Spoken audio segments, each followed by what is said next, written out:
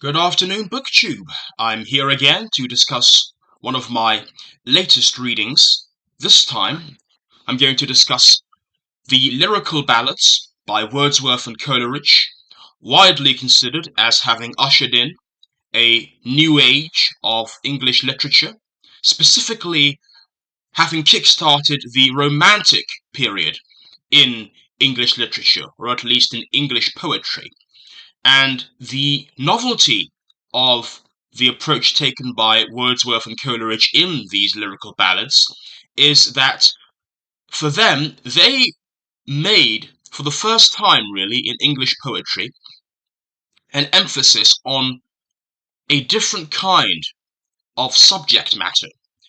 For them, poems were supposed to be really about ordinary people, specifically the forgotten people living in those rural parts of England, untouched by culture, untouched by the influence of the city, which, in typical romantic fashion, they tended to deride as sources of corruption and sources of artificiality that drew people away from their natural selves, and that induced a sort of world weariness in those who dwelt within them. So this is very much a celebration or an affirmation, you could say, of what, from their romantic point of view, they would have regarded as a natural existence out in the world, out in the countryside, away from the corrupting influence of the urban environment. And Wordsworth, who actually spent some time living in London before going back to the countryside, would have experienced firsthand what it was like to live in such an environment. And he, if the poetry here is to be believed, obviously didn't take kindly to the experience. So this is very much reflected in the kinds of poems that he chose to write as part of this collection known as the Lyrical Ballads, which kick-started a whole new genre of poetry in English literature. Now, it's a very short work. Most of the poems in here are Wordsworth's. Only a few of them are Coleridge's, and that's largely because of Coleridge's own rather dilatory working habits, which meant that the work that he should have produced ultimately did not materialize. However, what's in here is very good. Obviously, Rime of the Ancient Mariner is his most well-known work. It's not my favourite poem in here, although I did enjoy it. It is very different from the other poems because of the supernatural narrative which is at the centre of the story. All of those who have read it will know what the story is about. It's essentially about this old sailor known as the Ancient Mariner, who apprehends this young man who's on his way to a wedding and insists that he won't let him go until he's told him the story of this rather unsettling chain of supernatural occurrences that happened to him when he was a young sailor out on the open sea. And it's a very strange story, which is rather difficult to follow. I have read it 2 times now, and the stuff that happens in that narrative, it just feels rather random and rather disconnected. But I understand why so many people love it. I enjoyed it, but I can't say I loved it.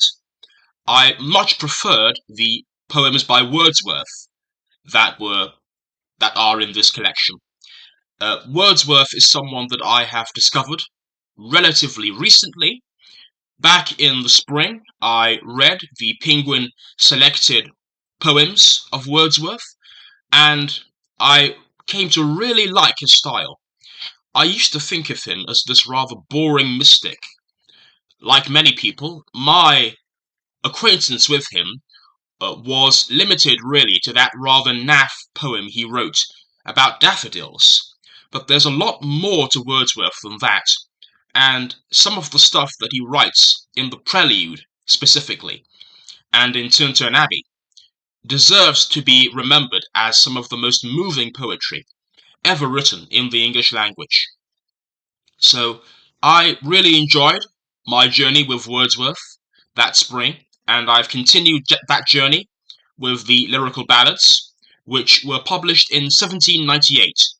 So this is just before the close of the century, very much marking the end of the century with a new kind of poetry designed to reinvigorate the rather tired world of English literature at that time.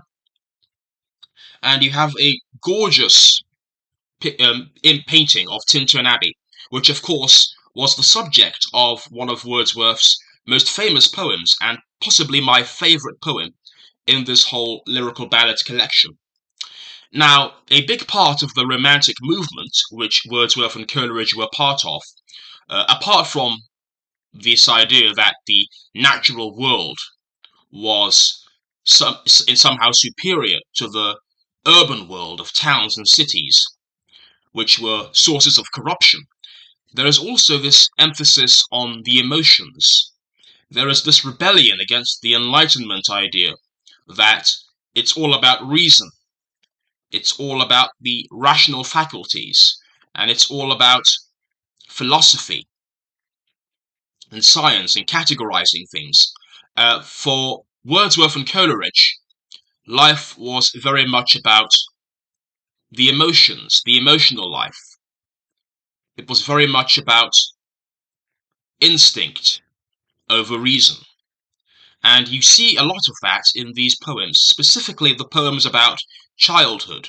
I'm thinking specifically of poems like We Are Seven and Anecdote for Fathers, where you get this juxtaposition of adult rationality versus the perspective of a child, which is shown to be more natural, perhaps more sympathetic than that of an adult who, of course, has been made cynical by their life experience. So it's a fresh approach that in the way in which it looks at children and takes children as subjects worthy of poetry, and very much takes their side over the rather stale and dead almost world of adulthood. And all those who know anything about Romanticism will know that a big part of that movement was this rehabilitation of youth, of childhood, especially in the writings of Rousseau, for example, who very much saw the child as being his model of the ideal human being, uncorrupted by nature, uncorrupted by society, and by the experience of living in a false and a shallow, materialistic world. And you definitely get echoes of that, not just in the Lyrical Ballads, but also in the Prelude, which is Wordsworth's famous autobiographical poem, which I've read large chunks of as part of my journey with him earlier this year when I was reading the selected poems, which is also a Penguin paperback, just like this. But I really enjoyed my time reading the Lyrical Ballads. I didn't like all the poems in here equally. I think that Wordsworth was correct when he decided that actually his more political poems, for example, The Convict, which is very much a poem that's criticizing the penal system of his time, didn't really fit with the other poems in here that he wrote about the natural world, for example, or about children. So I think that was a very mature artistic judgment from the older Wordsworth. He actually tried to have that taken out of the poem. Coleridge also does a similar poem. I believe it's called The Dungeon. I'm just going to double check the Yep, the Dungeon. So if I'm correct, Coleridge wrote that, and it is an example of the very radical politics that both Wordsworth and Coleridge had as younger men. Practically all of the early Romantic poets and writers were, at least in their youth, very radical in their politics, and Wordsworth and Coleridge, as young men, were both partisans of the revolution that was happening in France at that time. Obviously, they famously became very reactionary later in life. Some would say that actually affected their poetry. Wordsworth's later poetry is seen as being vastly inferior to anything he wrote in the Lyrical Ballads, and it's just interesting to see the way in which they thought about the world as younger men. Now, the poems in here are rightly considered to be immortal, regardless of their later transformations as human beings. And I obviously can't read every single poem in here. There are poems in here which I enjoyed more than others. These include Tintern Abbey, which is probably my favourite of all of the poems in here. I also really enjoyed uh, The Faun, which is actually one of these poems that reminds me very much of Thomas Hardy and his accounts of rural life in his poetry. I really enjoyed Goody Blake and Harry Gill, which isn't necessarily his best poem, but it's a fun folk tale, I suppose. And the rhyming is very fun as well. In that poem, I was quite fond of Lines Left Upon a Seat in Yew Tree, which stands near the Lake of Esthwaite, which I believe is a Coleridge poem. I quite liked that one. Anything else here that is worthy of mention? Lines Written Near Richmond upon the Thames at Evening. That's a Wordsworth poem. I quite liked that one. It's just a wonderful gem. It's very short, so you can actually read this in a day, or less than a day, and you will find something in here for you. Even if not all the poems grab you at once, you will find something in here that resonates with you. And for me, I find that I really like Wordsworth's approach to poetry. I like the way in which he uses simple language to communicate profound truths about the human condition. And I like the way in which, when you read him, it's a lot like coming back to an old friend, almost, or coming back to a relative or someone you know very well, because there is just something so familiar about the way he writes that seems to mirror the language of actual human speech. It feels like you're actually having a conversation with him. And it's also important to remember that a couple of the poems in here were actually written as if they were letters to his sister, who he was very close to. So that explains a lot of the poetic, or a lot of the speech-like nature of these poems. I'm going to read to you an extract from my favourite of the Lyrical Ballads, Tintern Abbey, which Wordsworth wrote in July 1798, on the banks of the River Wye, which I believe is in Kent, near Tintern Abbey. And the River Wye, if you care to Google it, is this very beautiful body of water that goes through southeast England, and you can see why Wordsworth took such profound inspiration from such a scene.